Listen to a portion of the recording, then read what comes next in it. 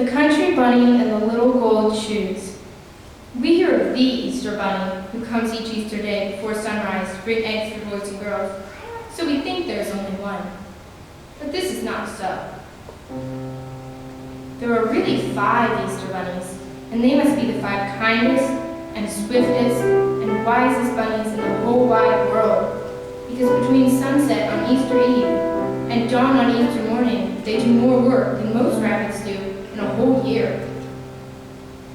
When one of the Easter bunnies grows old and can no longer run fast, the old, wise, and kind grandfather bunny who lives at the palace of Easter eggs calls the bunnies together from the whole world to select the very best one to take the place. Often a mother bunny says to her child, "Now, if you learn to be wise and kind and swift, someday you may grow up to be one of the Easter bunnies." And all of the babies try their very best so that they can grow up and go to work for the grandfather bunny at the palace of Easter eggs. One day, a little country girl bunny with a brown skin and a little cotton ball of a tail said, "Someday I should grow up to be an Easter bunny. You wait and see." Then all of the big white bunnies who lived in fine houses and the jackrabbits with long legs who can run so fast laughed at the little cottontail and told her to go back to the country and eat a carrot. But she said, "Wait and see." The little girl cottontail grew up to be a young lady cottontail, and by she had a husband. And then one day, much to her surprise, there were 21 cottontail babies to take care of. Then the big white rabbits and the jacks with long legs laughed and laughed, and they said, "What do we tell you? Only a country rabbit would go and have all these babies. Now take care of them and leave Easter eggs to great big men bunnies like us." And they went away liking themselves very much. Cottontail stopped thinking about hopping over the world with lovely eggs for little boys and girls, and she took care of her babies.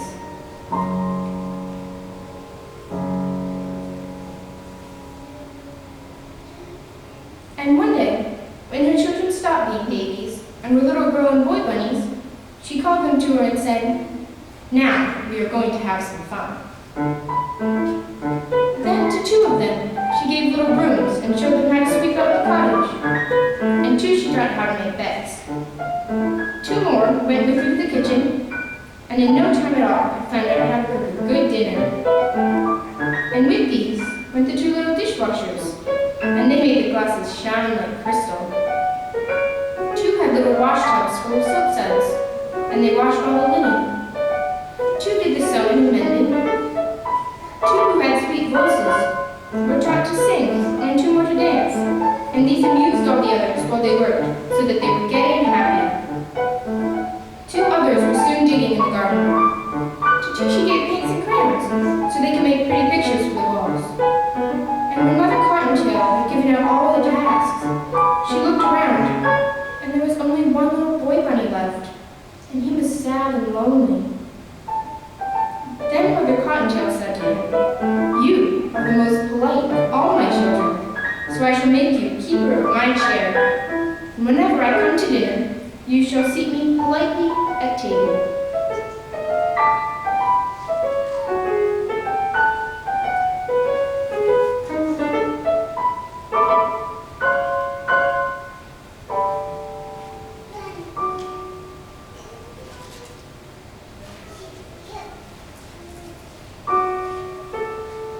Then one day, when the little rabbits were half grown up, she heard a great talk among the woods rabbits, and when she asked what was about, they said, "Haven't you heard?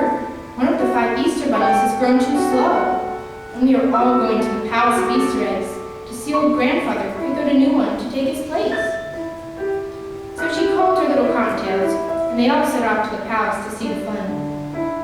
But their mother was sad, because she thought that now she was nothing but an old mother bunny, and could only look on, and that a big handsome white rabbit or long-legged jack would be chosen. When they came to the palace of the Easter eggs, there were bunnies everywhere on the great lawn, and the ones that hoped to be the Easter bunny stood together, and all the others looked at them and clapped their paws. Then the big front door opened, and the old, wise, and kind grandfather came hopping slowly out.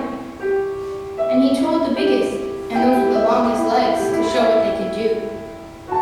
They jumped and ran and showed him their pretty white fur, and they were all very fast and very clever.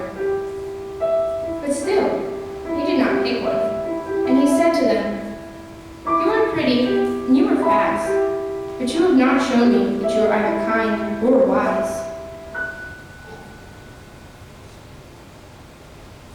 Then his kind old eyes looked everywhere, and at last they rested on little Cottontail Mother, where she stood with her children around her. And he called her to come right up to the palace steps. So she took her 21 children and went up and stood before him. And when he spoke, his voice was so kind that she was not frightened at all. And he said, "What a large family you have, my dear. I suppose they take all of your time." But she said, "When they were babies, that was so. But now they are so well trained that they do most of the work for me." "Ah," he said, smiling, "you must be very wise to train so many children so well. But tell me, do they always look so happy? And do they always hold their ears up so prettily?"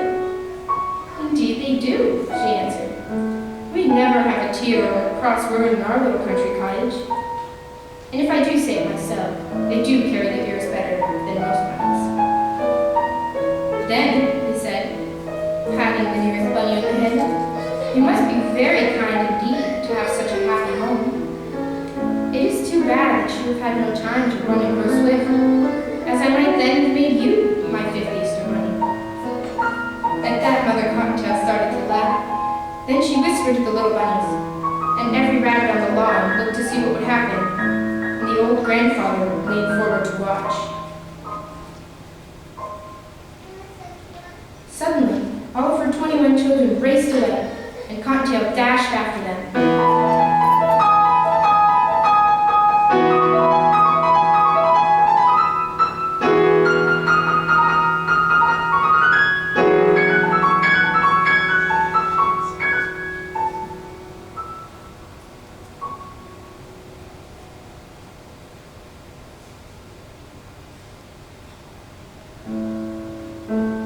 And in no time at all, she had them all back again in front of the palace.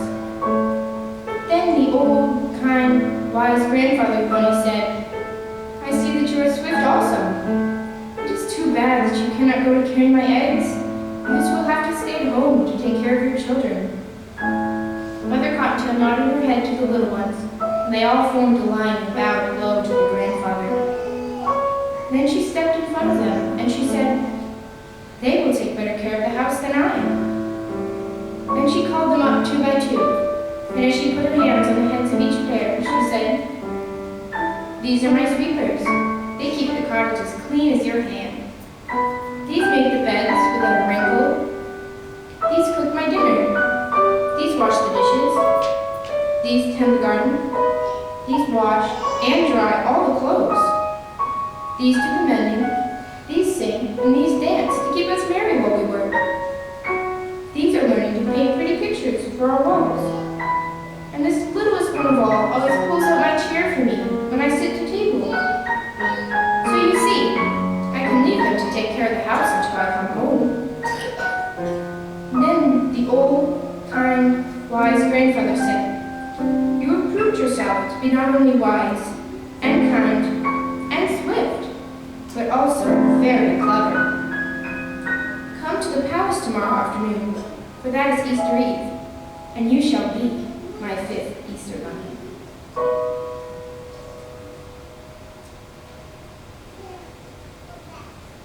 The next evening, Cottontail knocked on the big front door and was admitted to the palace.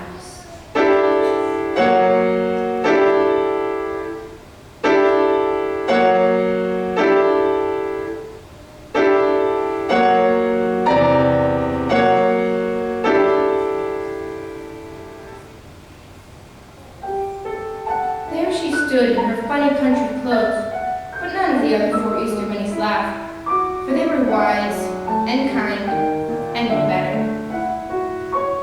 were all over the palace, from room to room, all piled high with eggs of gold and silver, and eggs that glittered like snow. Chocolate eggs, marshmallow eggs, eggs for rich children, and eggs for poor children, for children who were sick, and children who were well, all over the world. Then, as soon as it was dark enough for the children to be asleep all over the world, the old, wise, kind grandfather gave the word, and the 5 bunnies set to work as fast as they could. First one, then another, would take up a large leather, pretty little basket, and in a single hop would be out of the palace and way out of sight. Then in a moment he would be back again, and before you could say Jack Robinson, he would have whisked away again. Slowly the night wore away, and the bunnies began to look tired as they kept returning for more and more eggs. And in the palace, the glittering piles grew smaller and smaller. Poor little Cottontail was very tired, for this was the first time she had ever gone so far or so fast in her life. And she was beginning to hope that she could soon take the little basket that was set aside for her own children and go hopping home when old, wise, kind grandfather called her to him.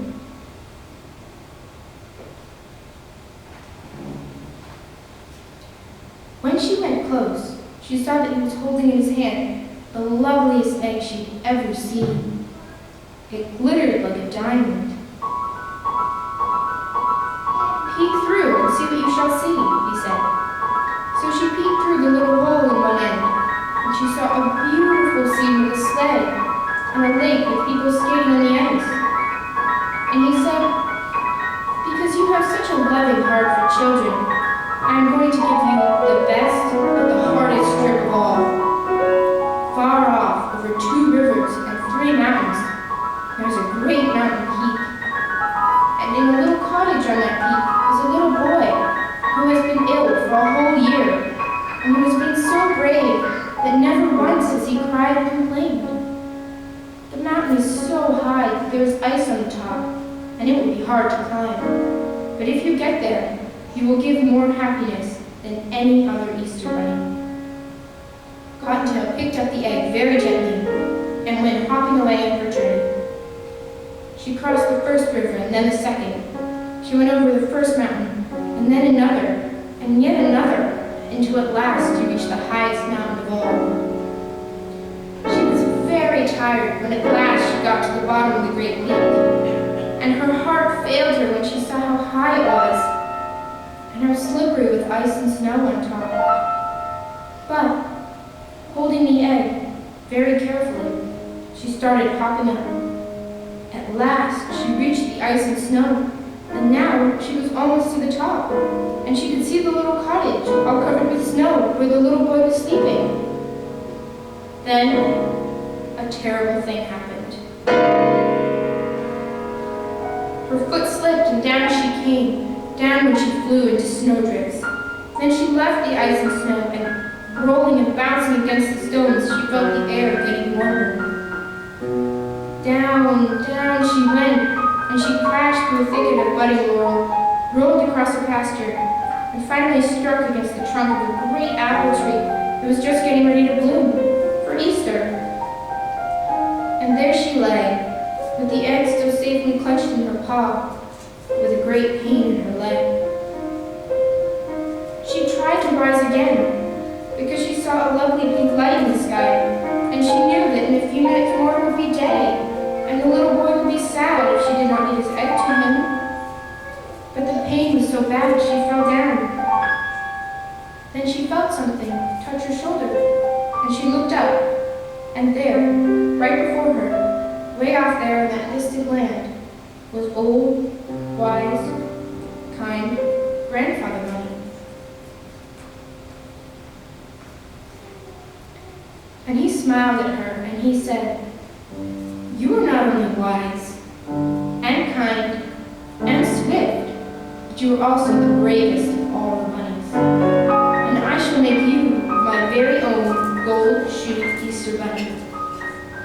And he reached over, and she saw for the first time that he was holding a tiny pair of gold shoes in his hand. and he bent down and put them on her feet. Suddenly, all the pain left her leg, and she stood up and picked up the precious egg. Then, before she knew what was happening, she felt a sudden motion, and she found herself flying high in the air, over the paths where she flew, over the laurel, over the stones, until at last, when she landed, she looked back and she saw that one single jump had carried her halfway up the mountain. Then she jumped once again, and there she was at the cottage door. Quickly she squeezed through the tiny crack that had been left open, just in case the bunny did come all that way, and in the hand of the beautiful sleeping boy, she placed the egg. Then, just as the Easter morning sun was over the edge of the world, she jumped quickly back to the palace, where she found her little basket for her own little bunnies, and went hopping back home to give them a happy Easter. Mother Cottontail found that the garden was tended, and sure enough, just as she had said, everything was in order. The floors were swept, and there were 2 lovely new pictures painted and hanging on the wall. The dishes were washed and shown in the cupboard. The clothes were washed and mended and nicely hung away. And her 21 children were all sound asleep in their little beds. And the little house of Mother Cottontail can always be told now from the homes of all other bunnies, because in a special place on the wall, on a very special hook, hangs a pair of very tiny